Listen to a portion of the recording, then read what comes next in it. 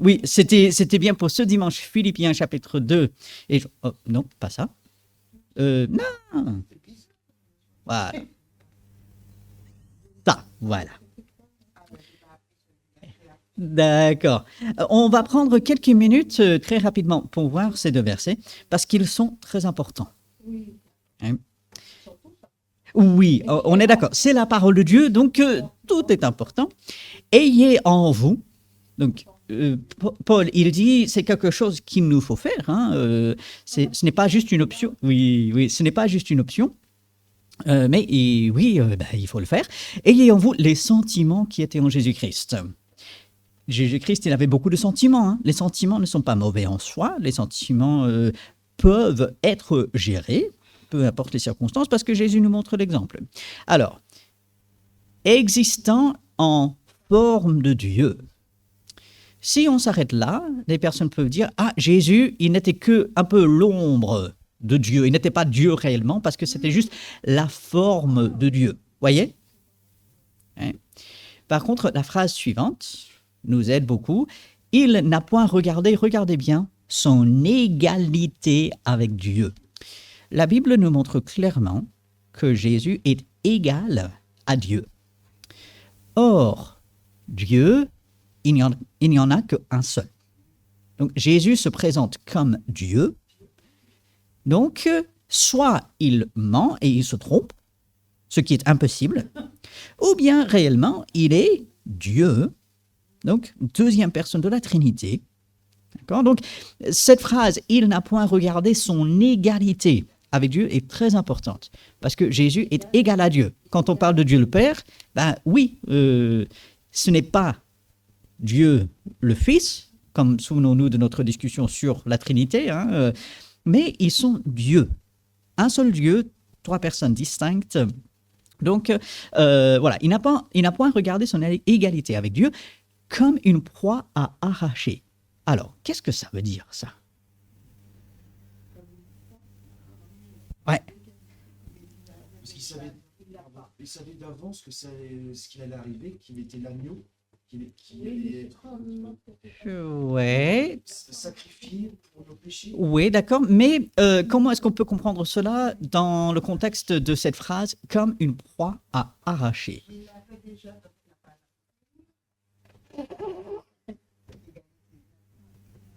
Alors, bon, ça n'a rien à faire là. C'est pas. Je connais la réponse, toi. Alors, ici, pour faire comprendre, la proie, en fait, c'était sa divinité, son égalité avec Dieu. Et quand on va arracher une proie, on s'y tient, hein, on s'y attache. Et donc, ce verset est en train de nous montrer que Jésus, étant tout à fait égal à Dieu, il n'a pas tenu absolument à cela au lieu de venir sur la terre. Okay, oui, il est Dieu. Et de toutes les façons, il n'aurait jamais pu cesser d'être Dieu. Il n'aurait pas pu. C'est impossible. Jésus ne peut pas cesser d'être Dieu. Il est toujours Dieu, il sera toujours Dieu. Donc, ici, Jésus n'a pas dit, si on peut le formuler autrement, moi, je suis Dieu, je suis bien au ciel, dans la félicité, jouant depuis toute éternité de la louange, de l'adoration, du ciel. Et je ne veux pas quitter cela pour aller sur la terre sauver les êtres humains.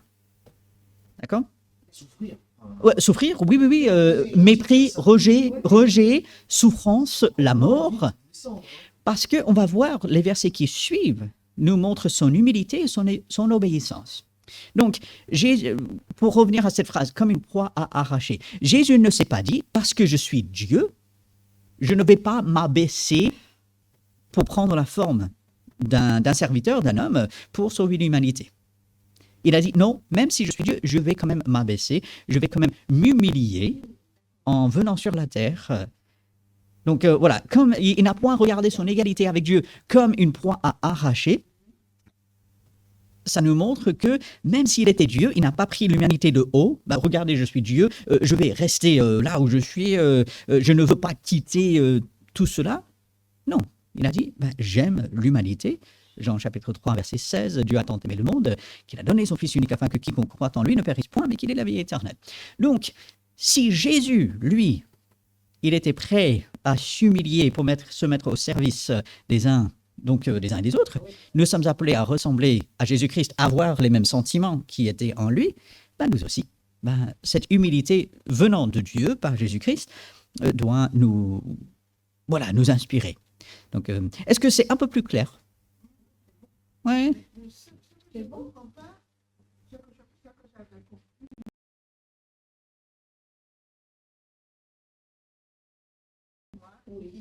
Il a d'abord obéi à son père. Ah oui, bien sûr. Ah oui, oui, ça, le point de départ, c'est l'obéissance à son père. Ah oui, et d'ailleurs, les versets qui suivent vont le montrer. Il a été obéissant jusqu'à la mort sur la croix. Donc, souffrance terrible, horrible. Donc, oui, ça commence avec l'obéissance envers le Père. Et cette obéissance sera le moteur de l'humilité. Parce que s'il n'était pas obéissant à son Père, il ne serait pas humilié. Donc, et ça, d'ailleurs, on va le voir dans les versets qui suivent, ce qui nous montre aussi l'importance de prendre tous les versets. Si on n'avait que ces 2 versets, donc, qui sont là, c'est vrai, on se dirait, mais qu'est-ce que ça veut dire? Mais ces versets sont dans un contexte, sont entourés d'autres versets qui nous aident à comprendre. Donc, je vous encourage à lire tout le chapitre 2 de Philippiens. Et Dieu voulant, la semaine prochaine, on va ajouter le verset 7. Donc, je vous encourage à lire ça aussi dans la semaine. Oui. Oui. Absolument. Donc, et c'est dans le bulletin, jusqu'à la fin du mois, je pense qu'on ira jusqu'au verset 9, si je me souviens bien. Ok, bon, pendant quelques minutes, je reprends ici. Alors. Hier, toute l'après-midi, en plus d'appeler Joséphine, j'ai rattrapé mon retard. Ah, c'est vrai? Ah, c'est bien. En plusieurs heures. C'est vrai? Il y a eu une pause Tati Jojo, et puis après j'ai repris. D'accord. Tant mieux, tant mieux. J'ai pas Yeah. le papier. Là, c'est pas grave, parce qu'il y a aussi de nouveaux papiers.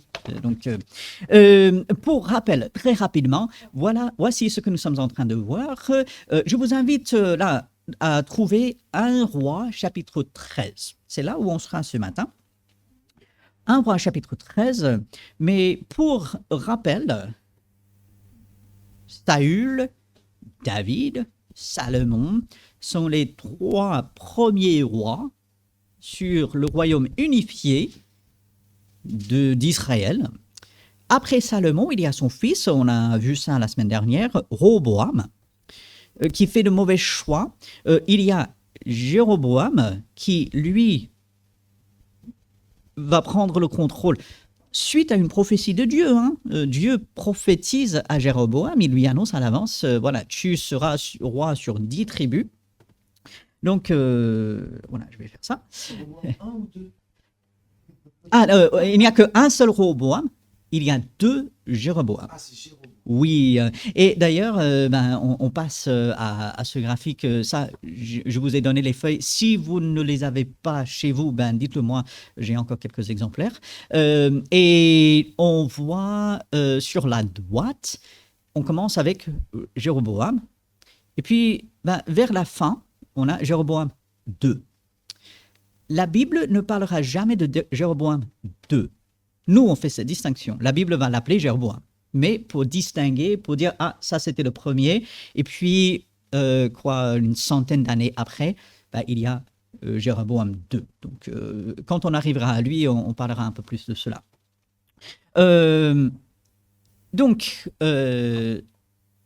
Nous sommes en train de parler de Jéroboam.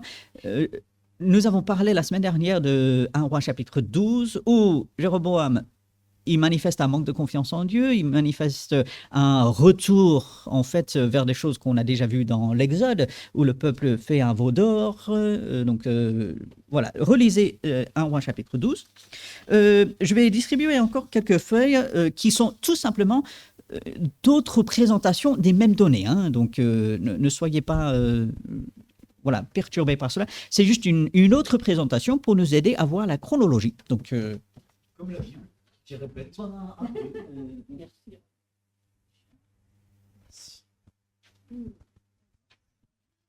Et puis,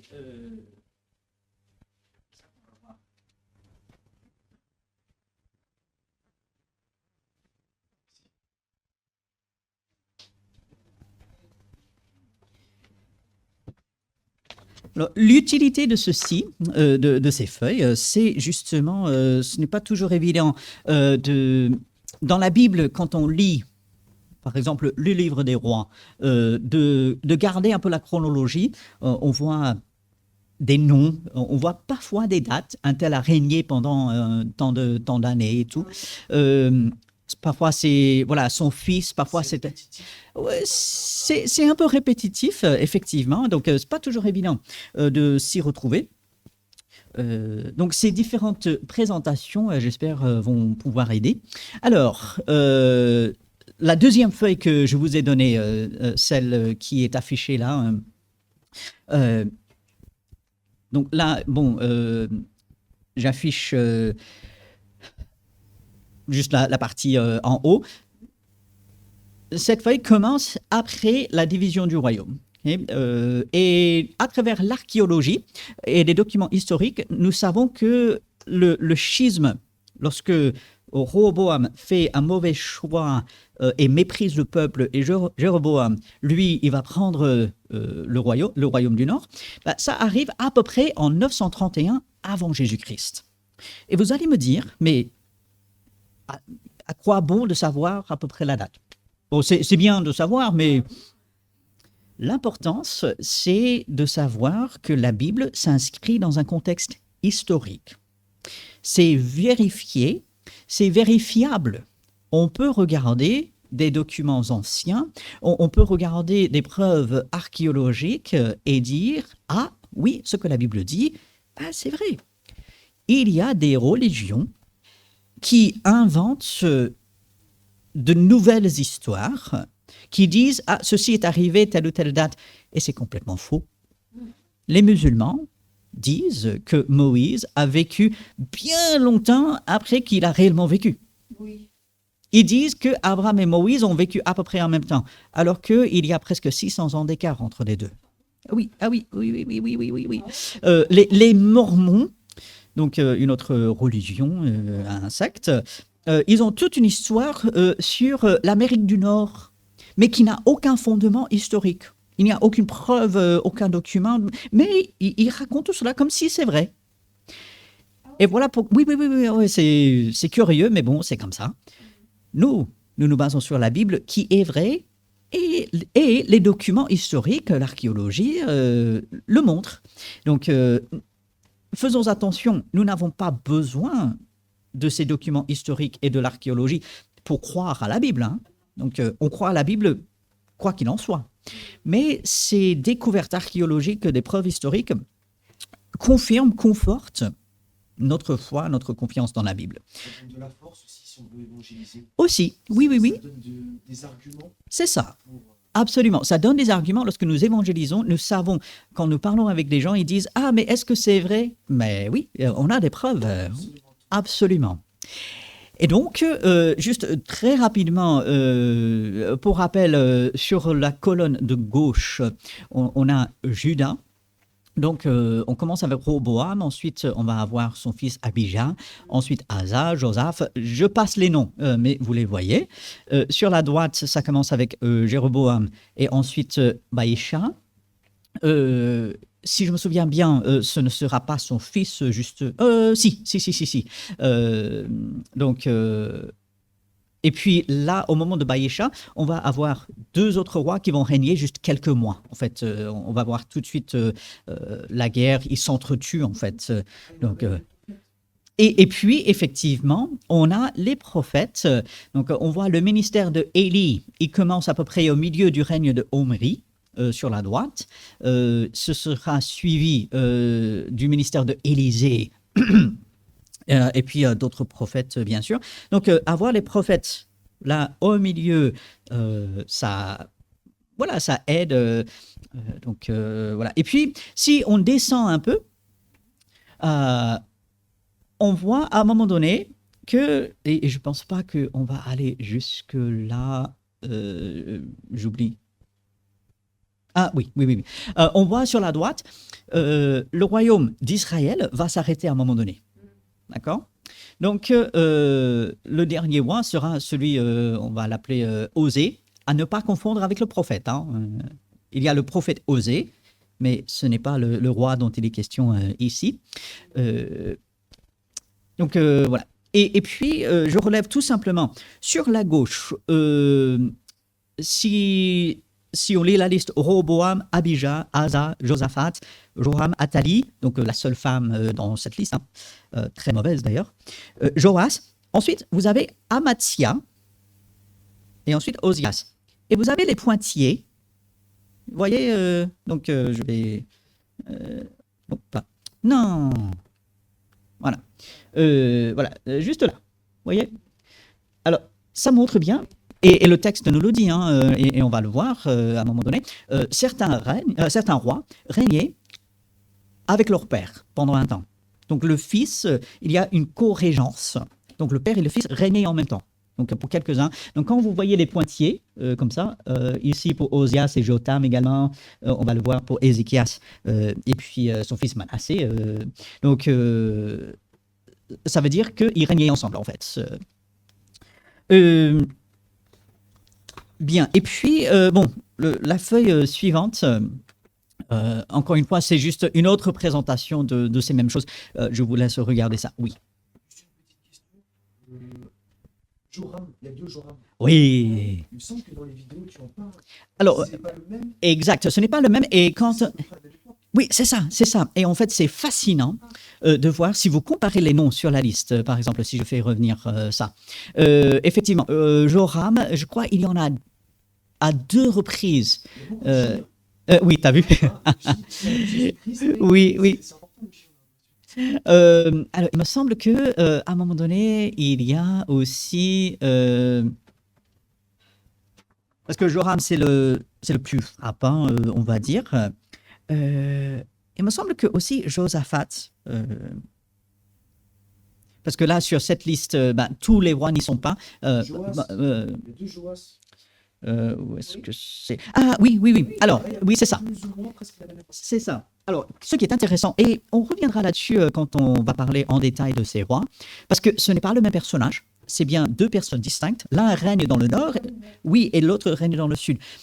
C'est fascinant de voir comment le royaume du sud, donc le royaume de Juda, qui est censé suivre Dieu et qui cherche à le faire tant bien que mal, en fait, va commencer à ressembler de plus en plus au mauvais royaume du nord.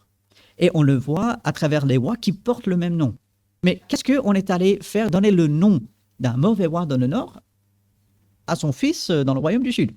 Donc, on voit ce rapprochement. Donc, effectivement,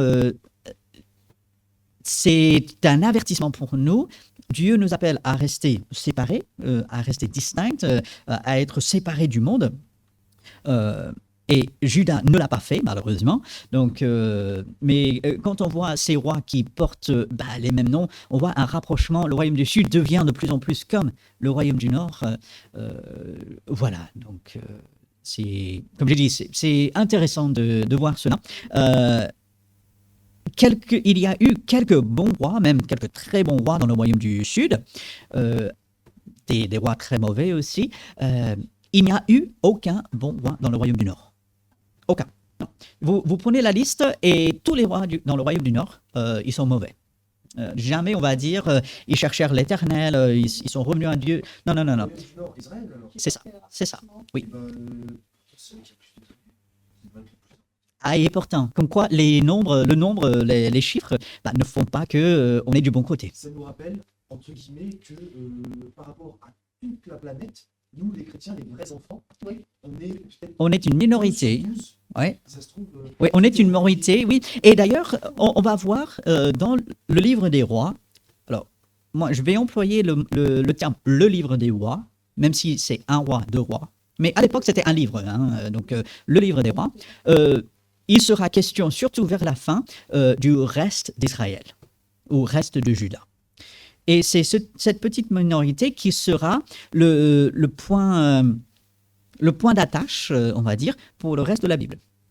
Et donc, gardez cela en mémoire, le reste d'Israël ou le reste de Juda, ça va devenir très important, puisque la majorité vont se détourner de Dieu, vont se rebeller, vont aller en captivité et tout, mais Dieu s'occupera toujours du reste, donc de cette minorité, et ça nous encourage et ça nous aide à avancer. Maintenant, après avoir vu tout ça, voilà, je vais faire passer... Donc, comme j'ai dit, c'est juste une autre présentation de ces mêmes données, voilà, avec quelques détails supplémentaires.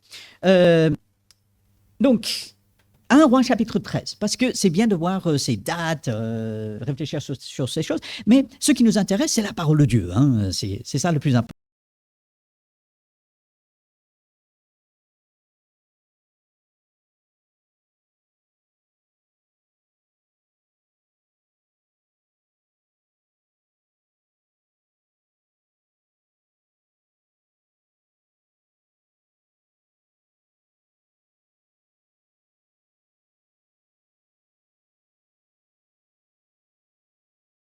Alors,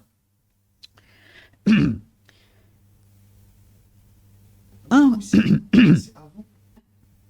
oui, c'est ça. Oui. Et dans les... Il y a une partie, on va dire comme ça. Exact. Et dans les semaines à venir, il y aura d'autres feuilles qui vont ressembler avec des couleurs. Ah ben, voilà. Il commence à prier. Ah ben, Peut-être un jour on viendra. ah ben, ce serait bien. C'est par un repas.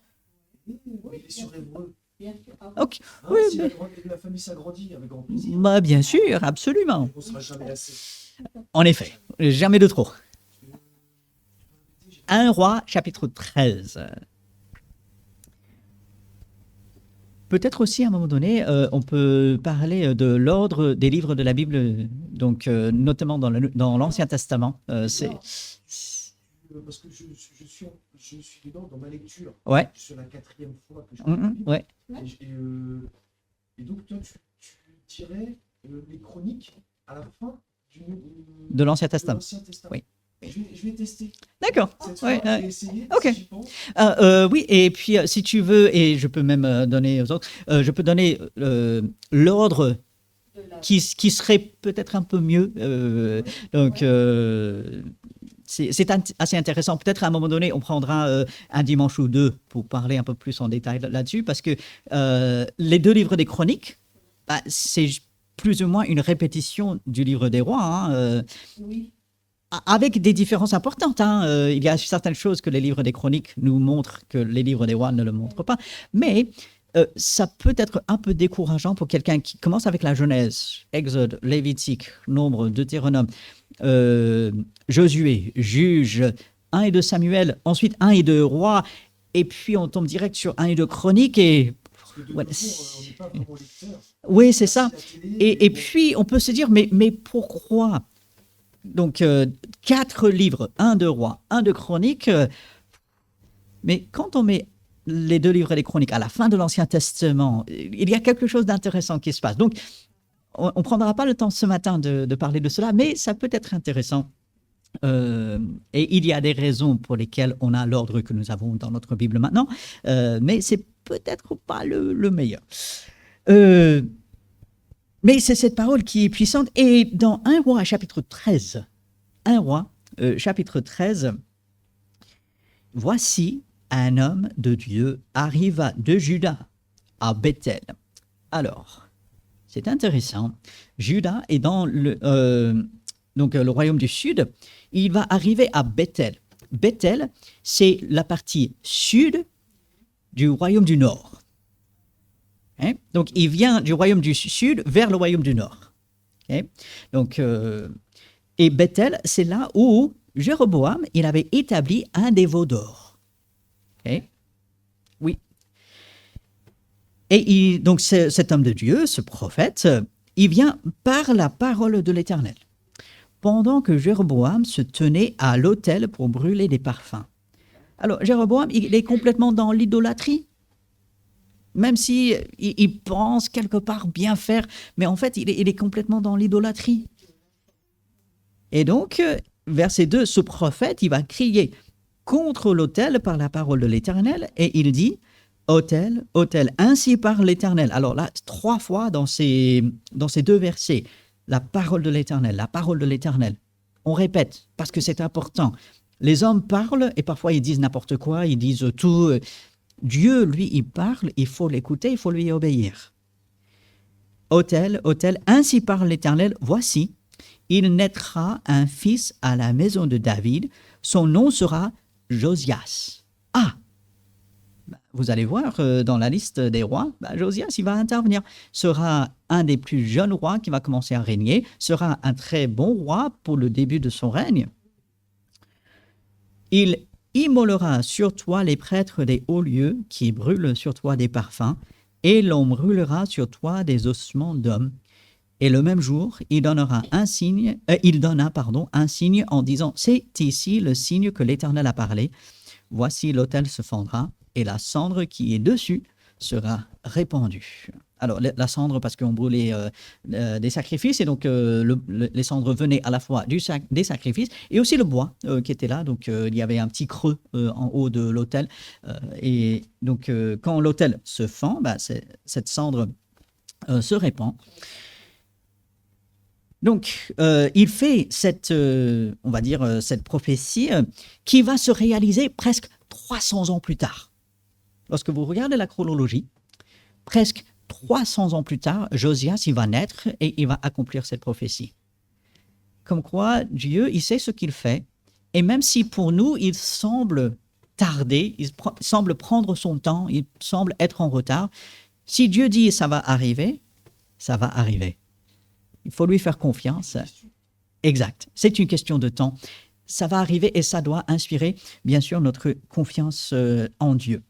Alors, verset 4. Lorsque le roi entendit la parole que l'homme de Dieu avait criée contre l'autel de Béthel, il avança la main dessus l'autel en disant « Saisissez-le ». Alors, quel est le problème ici ?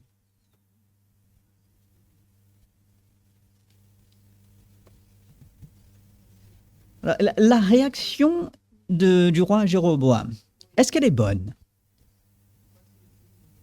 Alors, il veut faire arrêter le prophète. Justement, pourquoi ? Sûrement parce que ce que le prophète disait ne lui plaisait pas, n'est-ce pas ? Jéroboam, il avait investi de l'argent, du temps, à créer ou faire des veaux d'or, l'autel, tout. Là, quelqu'un vient et dit, en fait, non, ça va être détruit, tes efforts, ça ne sert à rien. Et le roi, il veut arrêter celui qui parle contre lui. Est-ce que c'est la bonne réaction ? Oui, voilà, une bonne réaction pour un contestataire. Oui, si on veut. Est-ce que c'est... c'est pas divin du tout. Alors, quelle aurait dû être la réaction de Jéroboam ? Au lieu de s'en prendre au prophète et de dire « je n'aime pas ce que tu dis, ça ne m'arrange pas, ça ne me plaît pas, donc on va te saisir, on va t'arrêter sûrement pour le mettre en prison ». Qu'est-ce que Jéroboam il aurait dû faire ? Lorsque la parole de Dieu est annoncée, quelle doit toujours être notre réaction ?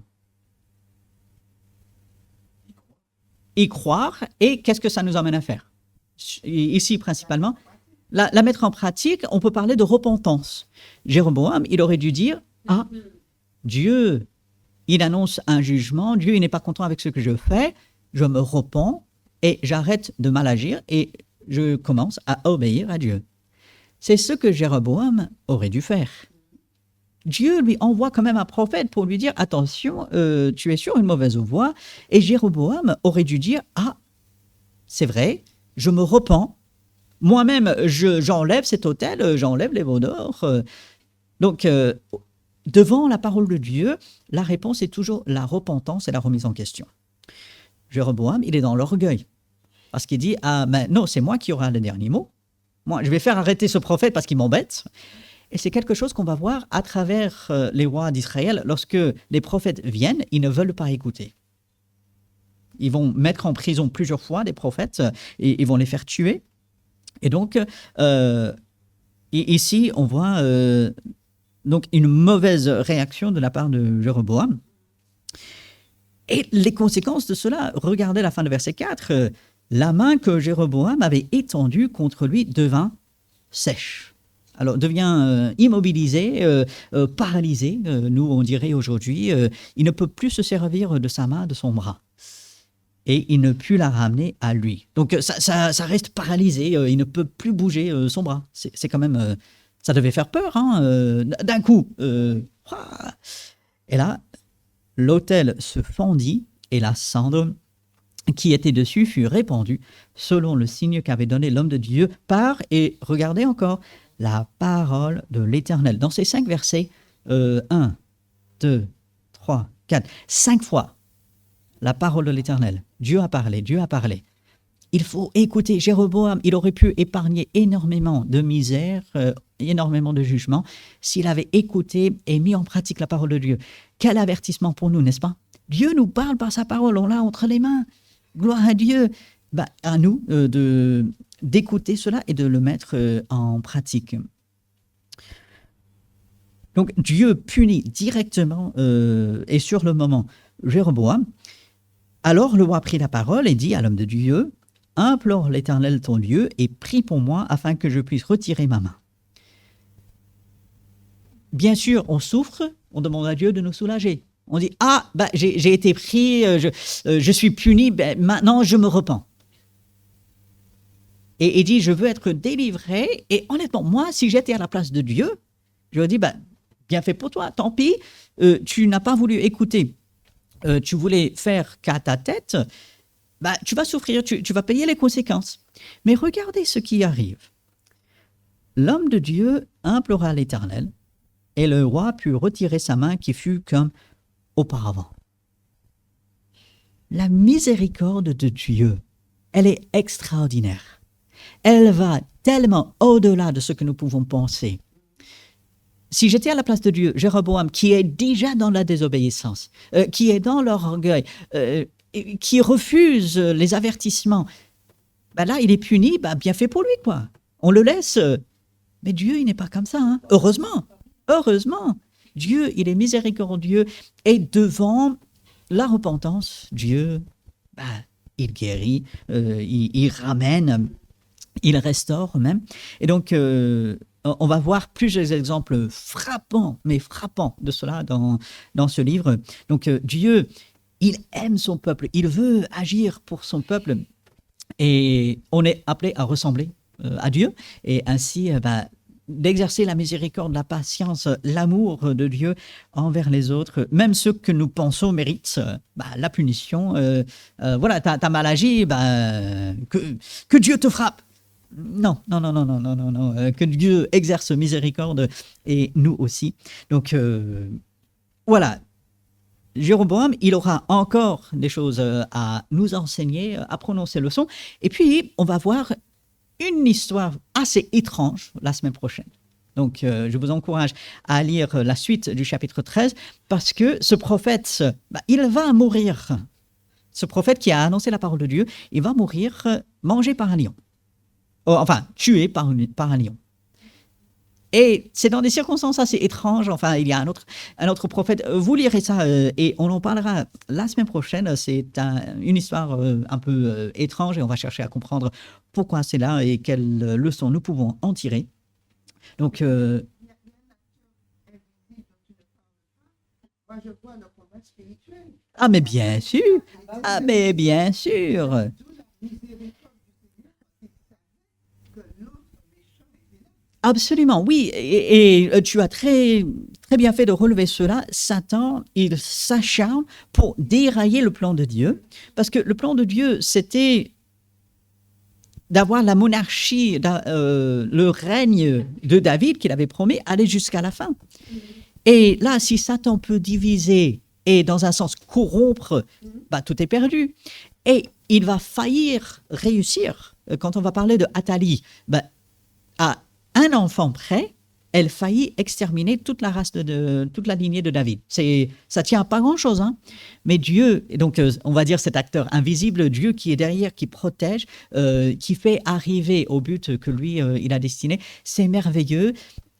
Dieu est toujours là, même si on ne le voit pas physiquement, même si on ne le voit pas directement, mais Dieu, il est toujours là, et ça, c'est encourageant. Oui, et il ne faut jamais l'oublier, en effet. Bien, alors on a dépassé un peu notre temps, donc on va s'arrêter là pour ce matin, on va prier, et puis nous aurons quelques minutes pour nous lever et nous préparer pour le culte.